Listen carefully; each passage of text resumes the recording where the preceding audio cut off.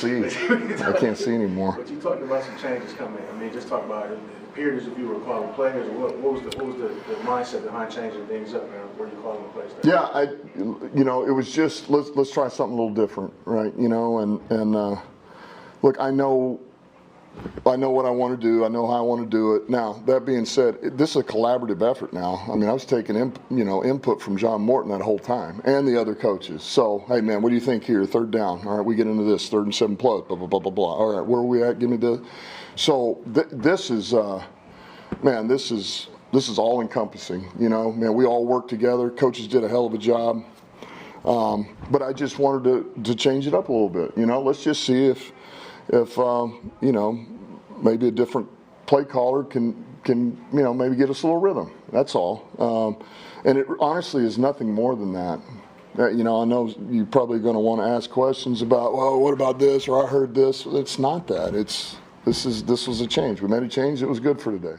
All right, man, we already addressed, Dan Campbell and, saying he was calling the plays, and he tried to take a collaborative effort and say it was a team effort in calling the plays, and the other coaches and John Morton was giving input. And obviously social media, especially the brothers on X, they was the one pointing out that Dan Campbell was calling the plays. And I was seeing Easy saying, well, Dan Campbell had a play sheet, I think it was last week versus Minnesota.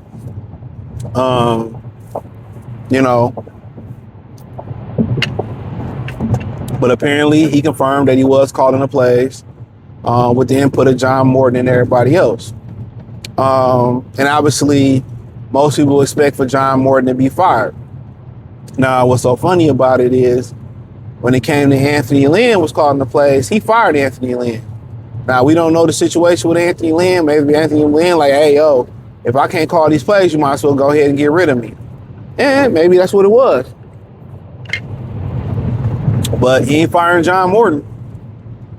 You know what I'm saying? And then obviously John Morton had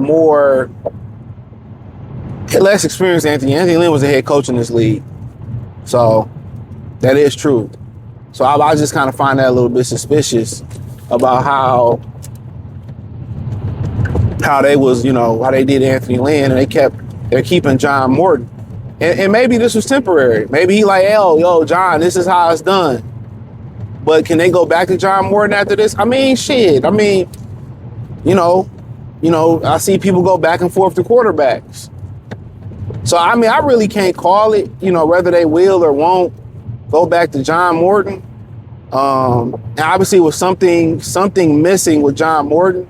And it was a rhythm. Even when they was putting up all them points, there was a rhythm. That was the team wasn't in rhythm. They really wasn't clicking the way they should have clicked.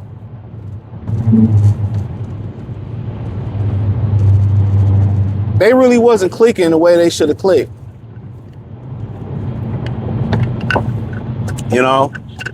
And to me, that became apparent. So with Dan Campbell, he was able to find a rhythm.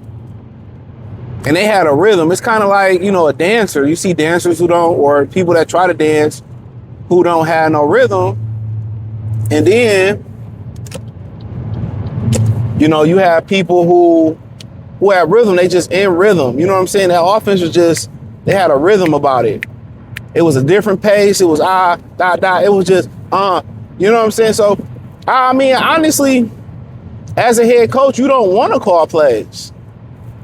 Because, you calling plays, you managing the game. Remember, you managing the game on both sides, all three phases. Special teams, defense, offense, and you calling plays.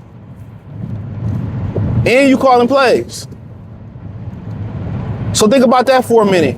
You handling situational football, and you calling plays. That's tough. So in reality, they might have to go back to John Morton. They may have to go back to John Morton. And this isn't the first time Dan called plays. He called plays when they fired Anthony Lynn and they was bridging over to Ben Johnson. But I think eventually they will go back to John Morton. I'm not sure if it's this season, but I think eventually they will go back to John Morton. I don't think you want to do Three offenses in three. I mean, yeah, through two different offenses in 3 years. Ben Johnson, John Morton. Then you want to go to something else. You know what I'm saying? Like, do you really want to do that and confuse the team? You want to be able to create some type of sync. You know, you want to be able to be in sync. So, but I think that eventually, just my hunch, they will go back to John Morton. But if they do move on from him, I mean, I think you try to go out there and get an established offensive coordinator. I think that might be the case. You might go out there and get somebody that's established. So we all thought Tanner Ingerstring was going to be the guy. He's in the Jets, and, you know, it ain't his fault, I don't believe. Justin Fields just not that good of a quarterback. That man had 54 passing yards yesterday, and like 50 of them, or 40 of them passing yards came on a screen pass to Breece Hall for a touchdown. Crazy, right? You know? But, no, but hey, no, it is what it is. But I think they will go back to him. I don't think they want to change the offense for a third time in 3 years. I don't think you want to do that. Ben Johnson, John Morton, this one.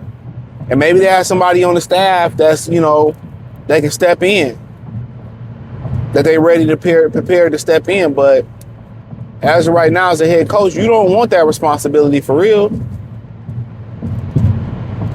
That's why you have an offensive coordinator. You want to be able to, you know, give your input. Oh, I think we should do this. But you want to be able to be focused on managing the game, you know, clock management, you know, situational football. But like I said, when your ass is on the line and you don't want to waste a really good football team, you know, of course,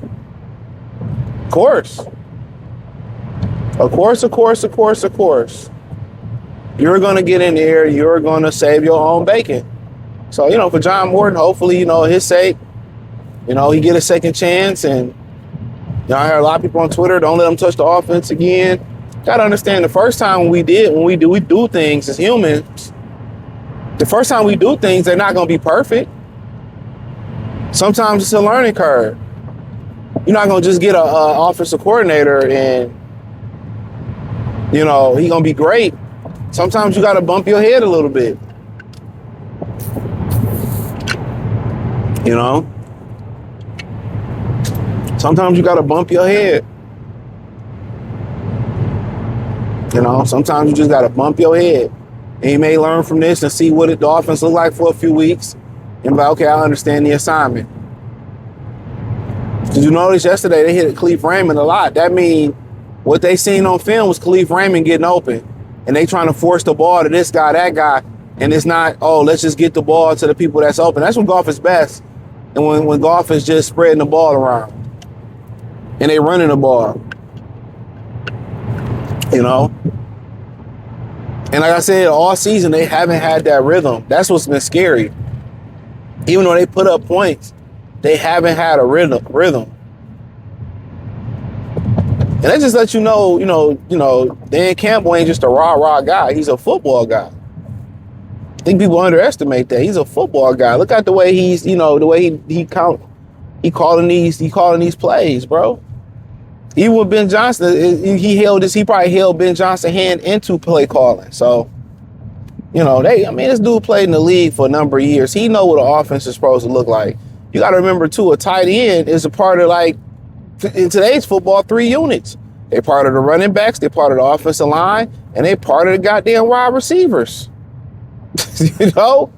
So that's a tough position to play. That's why it's usually one of the positions that you got to ease into. But hey, she got Detroit Lions Talk playlist. Hit the link tree. Find me on X, Facebook, Kick, Twitch, the whole nine. I appreciate the love and support. She got Detroit Lions Talk playlist. Everything is out the link tree. Peace.